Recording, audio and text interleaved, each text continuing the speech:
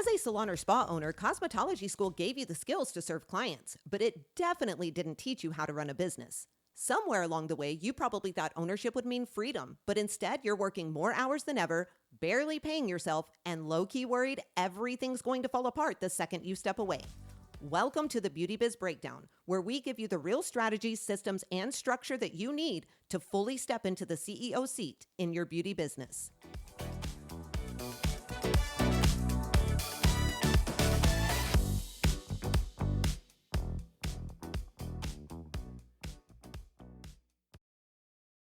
Hey friends, welcome to the Beauty Biz Breakdown, the go-to podcast for salon and spa owners who are ready to build a more profitable, more predictable beauty business. I'm Brie, and as always, I've got my bestie and amazing co-host Chandra here with me today. Hey girl, Oh, hello. how are you? Doing good. Getting over a cold, but I'm doing good. Yeah, I know. I hope you get to feel better. That's okay. I can't talk today, so we're just gonna make it work. It'll be good. Awesome. Well, I think we need to talk about loyalty programs today. This is one of those things that I think a lot of salon and spa owners either don't have at all or they do have something in place, but they've never really stopped to make sure that it's working right for their business. When loyalty programs are set up well, they can absolutely help with things like retention, increasing average tickets, and strengthen the client relationship over time. But when they are set up wrong, and we've seen this a lot, they can cost people a lot of money. And the sad part is, most of the time, those salon and spa owners don't even realize how much money they're actually losing. So, we're going to break down what most salons get wrong with loyalty programs, where a lot of salon owners confuse loyalty programs and memberships, and how to set a loyalty program up in a way that actually makes financial sense for a beauty business. Chandra, do you think the majority of salon owners that have loyalty programs, do you think that they even know if their program is actually working properly or not?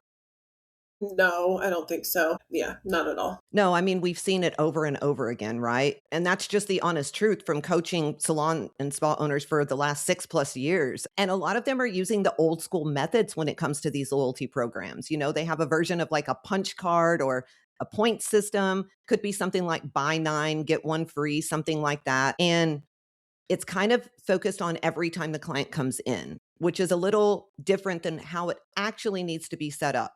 On the surface, those old school ways, they kind of sound like a good idea. You're rewarding people for coming back into the salon. But what actually happens in real time a lot of the times is a little bit different than that. When you set it up that way, the client starts paying more attention to the reward and less attention to the relationship that they have with your business. And that is where things start to go wrong. The honest reality is most loyalty programs don't actually build loyalty. They just train clients to wait for discounts.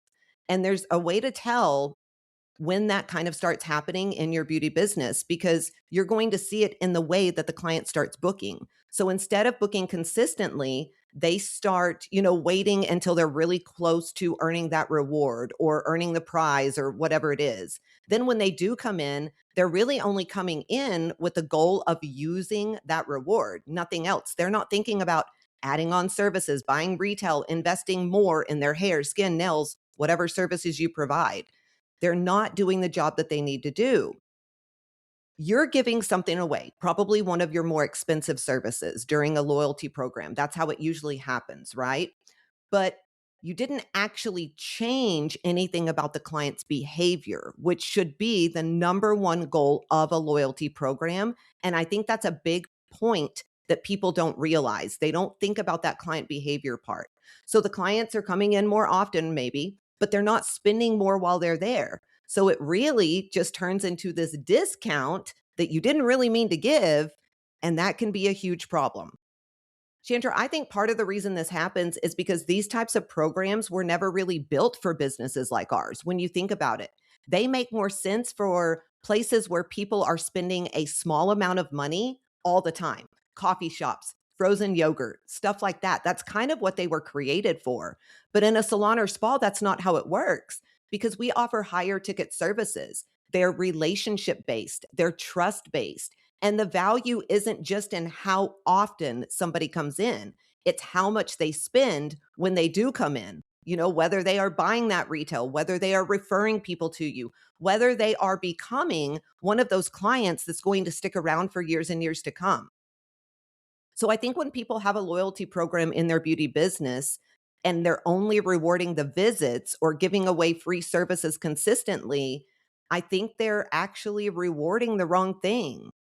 And we have seen so many salon owners just get it backwards. They think loyalty programs should be generous, like this cute little perk or something fun that clients get excited about.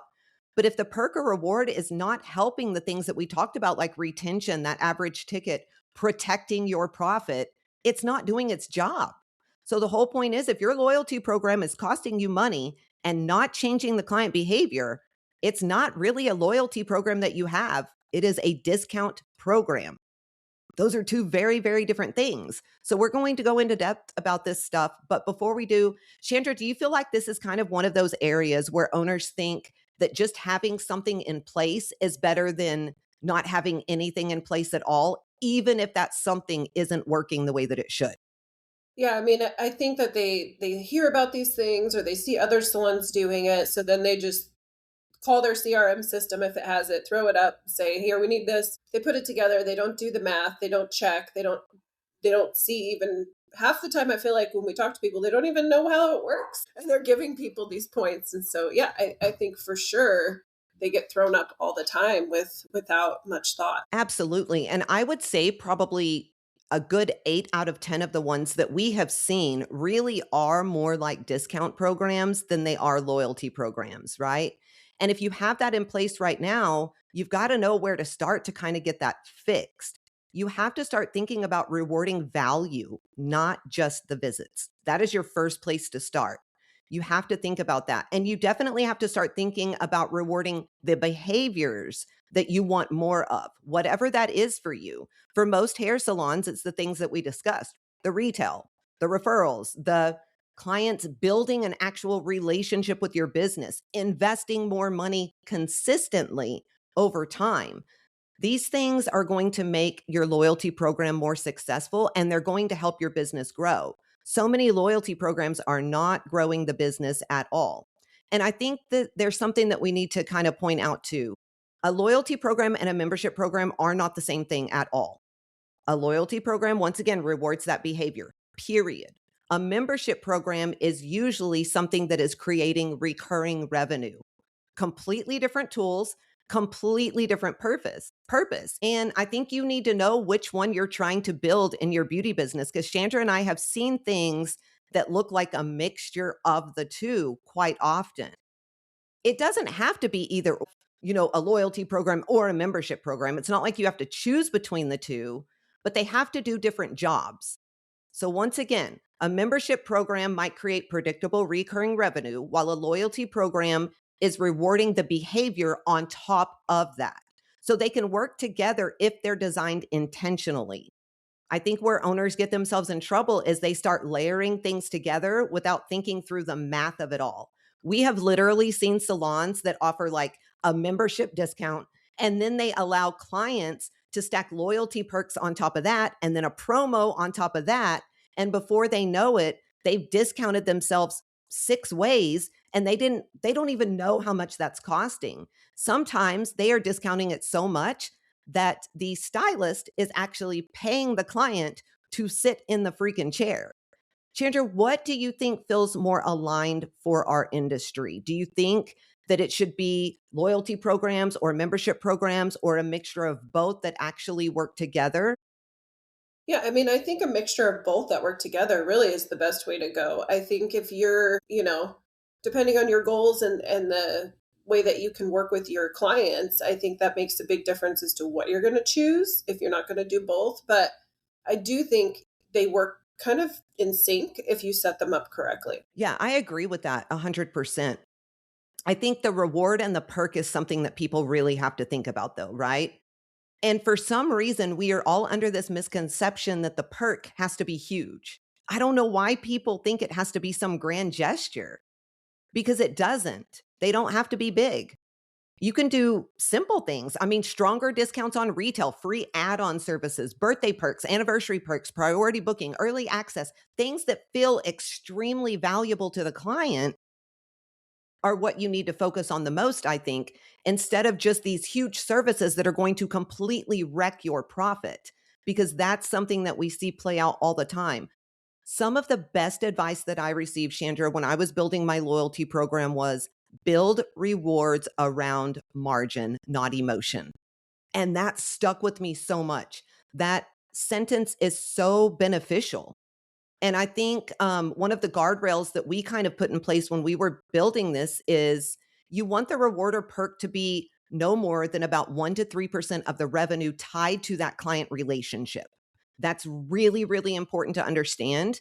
I was looking at the norm of some of the loyalty programs that I have seen come into our coaching program, and you're looking at upwards of 15 to 35% of that relationship. That's insane, right, Chandra? Yeah. No, I mean, that's just losing money all day long. Yeah. Absolutely. And I think people just throw things into a program that feel generous, but that cost way too much. It's insane the way that they do that. A perk can sound great on paper, but be a nightmare in practice too. And this is something else that we've kind of seen. If your perk or your reward creates scheduling issues for you, if it slows the appointment down too much, if it creates front desk confusion, if it adds pressure to your team every time that it gets redeemed, you have to start looking at that because that is not a good perk. A good perk should really actually flow well inside of the day to day of your business. Chandra, how many times have we seen salon owners get themselves in trouble, either financially when they create that loyalty program? And can you like remember an example of one that we saw that we were like, oh gosh, we've got to get this out of there like immediately?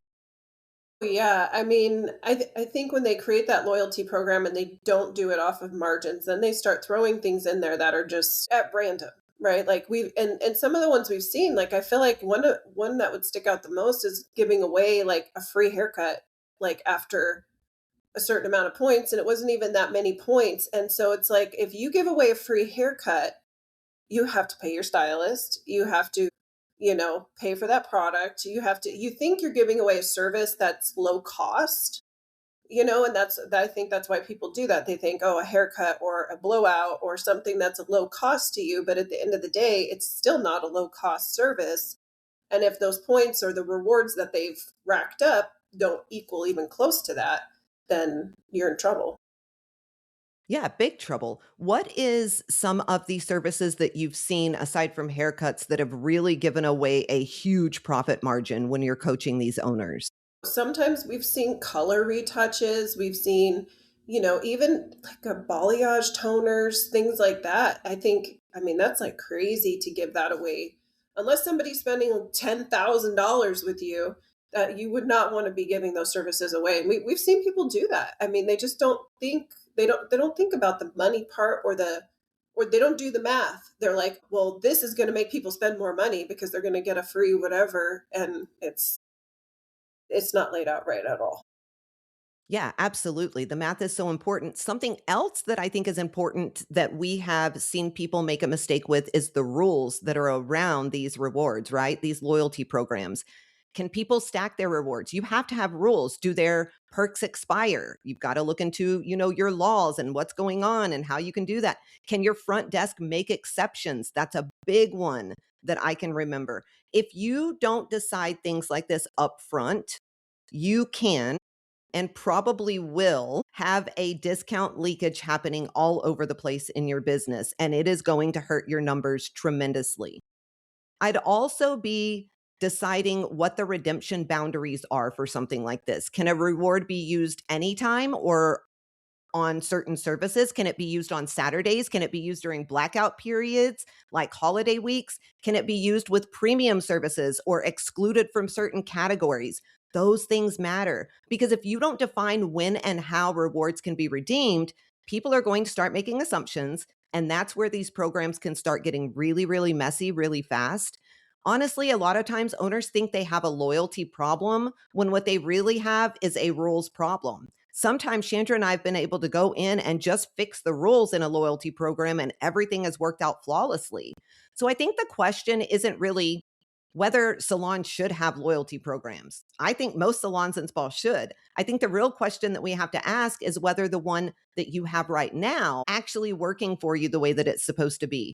Chandra, do you think some owners put loyalty programs in place without even realizing how much work they take to be managed? It's almost like a pricing system, right? I mean, they have to have the rules, they have to have the boundaries, they have to have controls around everything. Yeah, I mean, I think again, like they just throw it up, like turn it on in the system, like just turn this button on, and they don't realize what all of that stuff entails. But it doesn't have to be complicated, and that's I think that's the thing that people don't realize. It can be designed very simple. You can lay it out very simply, very simple, easy rules. Don't overcomplicate it and make all these rules for every little thing because then your team has to understand all those, right? Like all your team has to have that memorized, your front desk or your service providers, like they need to know all the rules too. So I say keep it as simple as possible, but you can make it really complicated really fast. Absolutely. I think salon and spa owners are notorious for this. They just want to add, and then they get themselves in a bind. And one thing that we have noticed is they don't train their team around it or their front desk around it. And so then they really don't have any rules because everybody's telling somebody something different and it just becomes this huge mess. I can say that loyalty programs are probably one of the most commonalities that we see that people do away with in their salon and spa because they don't know how to do it right. So, with that being said, let's kind of walk through a simple way to actually set these up. So, the first thing you need to do is decide what kind of program actually makes sense for your business right now. If you're a smaller salon or spa, or you've never really had anything structured before, you need to start as simple as possible. Remember, things can always grow, right? Don't jump into some complicated point system. Start with maybe just a tiered spend program, something really clear, really easy, really straightforward. That could look like silver, gold, platinum, based on what a client spends with you over a 12-month period. Super simple, right? So maybe the silver starts at like $1,200, the gold starts at 2,000, platinum starts at 3,500. Don't use those numbers. Look at yours. I'm just giving an example. Whatever makes sense for your business, right? The point is, you're rewarding the clients who are investing more consistently with your business, not just the ones who happen to show up a certain number of times. Chandra, do you feel like salon owners tend to overcomplicate even the simplest part of this? Because I do. I feel like sometimes owners can't even get something out because they're trying to think of names and they're trying to make it look like this and they're trying to make it look like that. And it's just, I get frustrated. I'm not going to lie. All the time. I don't know why we do that, but yes, we they get stuck on the silliest details and then never, like you said, they never get it out, they never move forward with it, they never put it in place because they're sitting there trying to think of, you know, some crazy name for that level of spending or whatever. So just make it easy. Like just you could even have level one, two, three. Like don't overcomplicate things, you know. Absolutely. Super, super simple. So the second thing is choosing the right rewards. And honestly, this is probably the most important part. So stop giving away full services. Stop doing buy nine, get one free on your expensive things. This is where so many of you are losing so much money. I'm telling you, your rewards need to feel exciting to the client, but they still need to protect that profit. You have to remember that in everything you do. I will repeat that a million times. So think more along the lines of, maybe a small percentage off of that retail, like we said earlier, those free add on services, a complimentary deep conditioning treatment that cost you nothing, maybe even a brow tint, a hand massage, something super simple. Those things can feel really, really valuable to your clients without hurting you the way that like a free haircut can or a free color can, like Chandra brought up. You have to do the math. There is no guessing. Make sure the reward financially makes sense. Even if you just use a rough lens of saying, okay, I want this reward to only be about 1 to 3% of the revenue that this client has brought in, that gives you a much healthier place to start than guessing. Chandra, what do you think is the biggest mistake owners make when they are picking the reward itself? I think they're not basing it off of the profit and the math of what that reward is costing. I think that's the biggest mistake. Instead, they think clients are going to love this. So they're going to do all these things I want them to do in order to get this reward without realizing exactly how much that reward really is costing them. Yeah, 100%. So walk us through kind of what that would look like in a salon. Just, make up some base numbers and kind of walk us through what something set up simple and profitable would look like. Yeah, I mean, you got to look at the spend, right? Like the way that I break it down in my head, because we use a point system that's a little different than what you're going over. But if they get X amount of points for something, right? Like if they get 300 point, or I'm sorry, like 1 point per dollar that they spend. So let's say they spent $300 with you. If you give away a service that's $25, think about that already. Like they've spent $300, you back out what you made on that service, and then you take another $25 off the top, or another whatever that cost of what you're giving away is. You have to take it out of that service or what they've spent already, because you're giving it for free. And so then you start really looking at how much those services are actually bringing in, because if you're giving away $25 every time they spend $300, that math doesn't really make sense, because maybe you're only keeping $100 or $125 out of that. Then you take another 25 off of that, then you're losing more money. So that's the way that I would kind of go through it, is almost reverse engineer it and look at what they spent, take out what the cost of the reward is, and then see what's left. Oh, I agree with that. That's absolutely makes sense. And as you start evolving throughout this loyalty program, things like Chandra's talking about is 100% the way you should set it up. But if you're small and you're just starting, simple, simple, simple, guys. Simple, simple, simple. I think the third thing is you need to make it absolutely stupid simple for the client too. They should be able to understand this loyalty program within like 10 seconds. If you have to over explain it, your clients aren't going to use it at all. I promise you they won't. It's got to sound like, you know what? Every time you invest in yourself here, you move closer to the next level and you're unlocking better perks. Clean, easy, clear. And please don't do manual tracking if you can avoid it. Use your CRM system. You have to use your CRM system. I don't care what it is. If it can track spend for you, use it. That's just the way to put it. The second this becomes messy is when you start trying to do things manually, and you're never going to keep up with it, and your team probably won't either. I promise you that. I saw a loyalty program and it was written down in a spiral notebook. Literally. This client that I was coaching brought a notebook and it had the loyalty program written in there for the last like 3 years. It was all over the place. I couldn't even believe that she took the time to write. I was like, "Do you realize what you could be focusing on with the time that you and your team are doing with this?" Chandra, do you feel like simplicity is just one of the biggest reasons these programs either get used or just completely ignored? Because I do. Oh yeah, for sure. It's way too hard to decipher all of that if you overcomplicate it. Yeah, 100%. Yeah. Is there any one specifically that you can remember that, like, I have the spiral idea. Is there anything that you can remember that you've seen where you were like, oh my gosh, this is such a waste of time? Like, don't even mess with it. Yeah, I mean, I think when people are putting in so many different options for those tier rewards, and it's like, because the client's confused, I think then this team gets confused, and it's like there's just too many things, and I think that's the biggest thing that I've seen that we've had to kind of redo on a lot of loyalty programs is they're like, if you hit this you can get a treatment, and if you hit this you can get a haircut, and if you get this, and then they can like stack all these things together with all their points, and then it ends up even costing more money. And so I think it just, yeah, keep it simple, like so simple. I agree.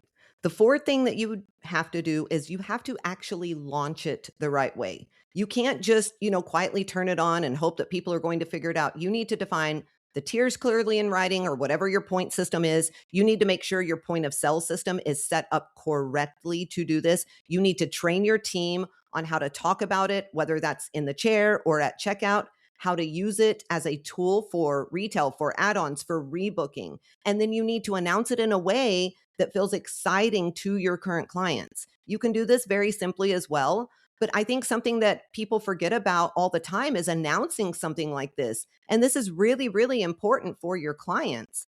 I think this part matters too. Your team has to be behind it. If they don't understand it, if they don't talk about it, if they don't know how to use it, it is just going to sit there and do absolutely nothing.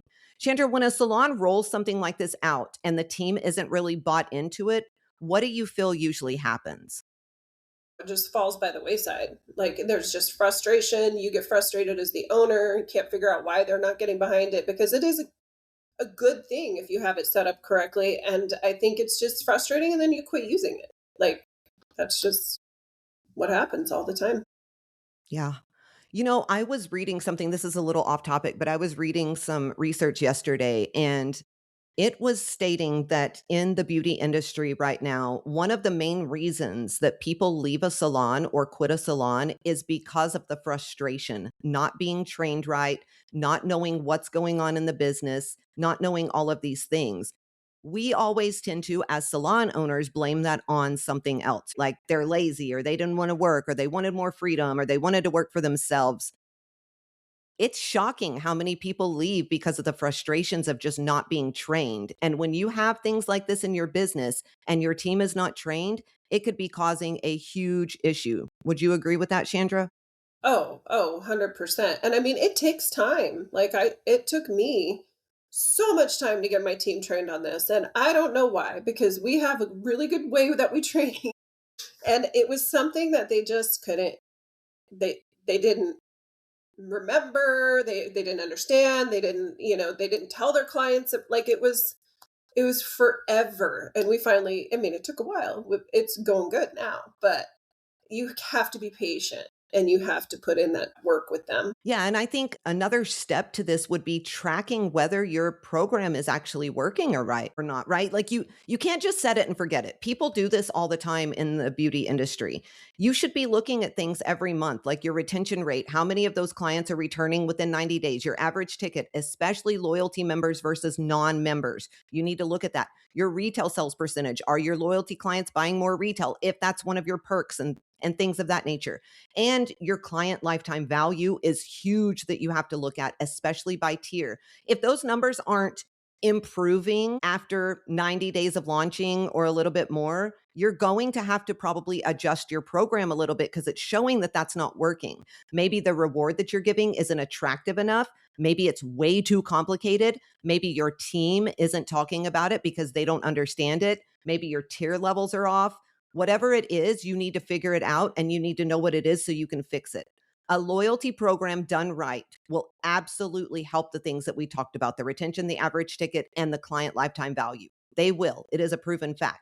But if they are wrong, it is going to eat away at your profit and it's not going to change anything in your business. Chandra, any last words of advice you have for everybody out there listening?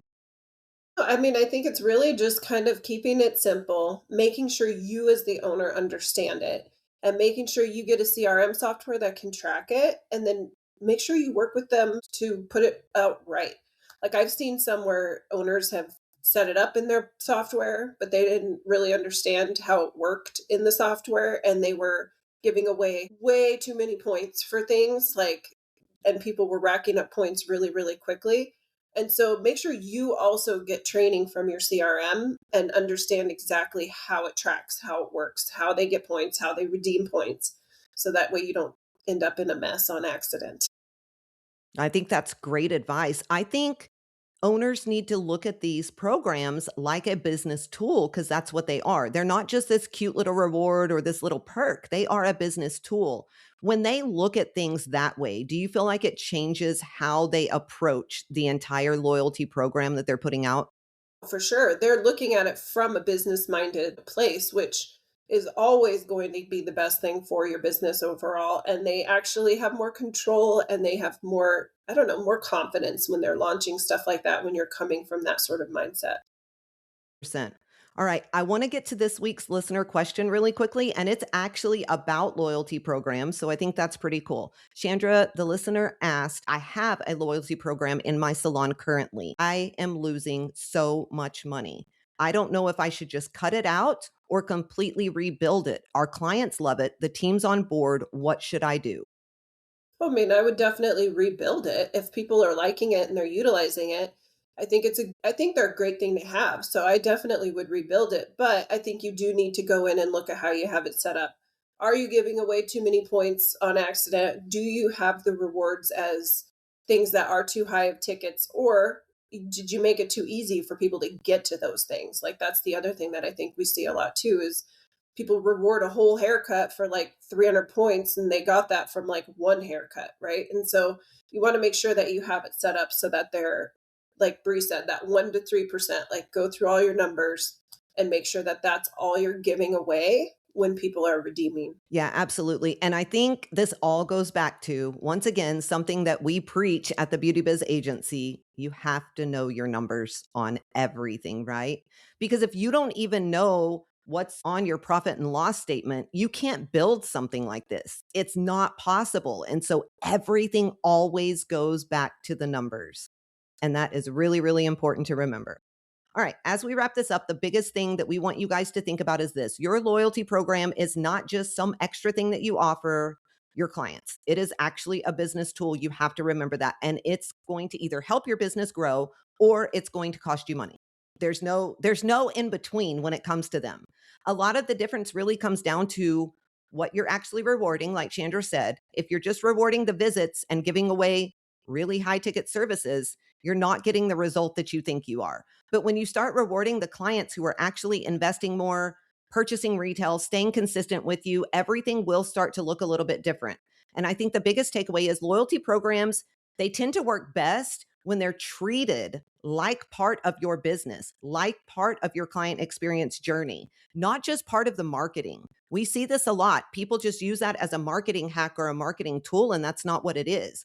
They take a lot of thought. They have to have structure. They have to have boundaries, and they need to support your profitability, not work against it. So if you're listening to this and you're thinking, okay, I probably need some help setting this up the right way, that is exactly what we help people do inside the Beauty Biz Agency.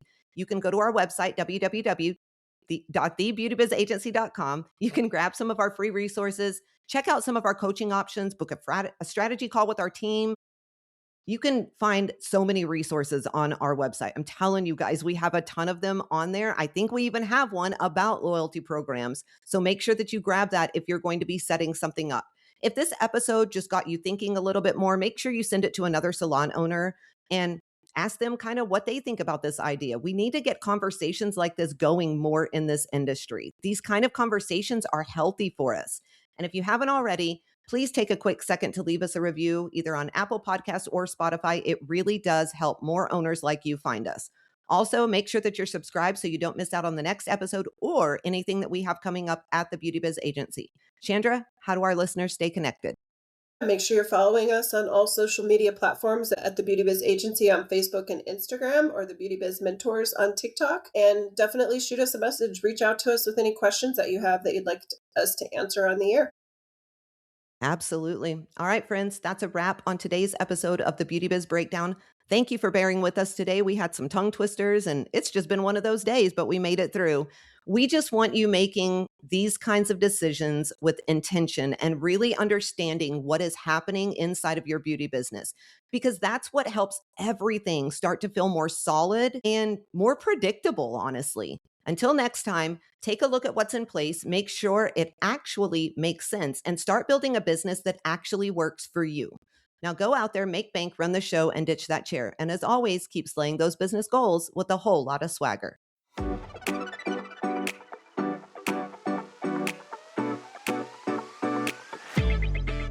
If this episode lit a fire under you, don't just walk away and let it die out. Deep down, you already know where you want your business and your life to go. And the truth is, the only thing standing between where you are and where you want to be is a real plan to get you there. That's exactly what we help you build. So if you're ready to stop trying to figure it out on your own, head to thebeautybizagency.com and book your free strategy call. That call can give you the clarity that you've been needing and a real plan to move your business forward. Because at the end of the day, the only thing standing between you and the salon business you've been dreaming about is whether or not you're willing to take the action and the steps in order to build it.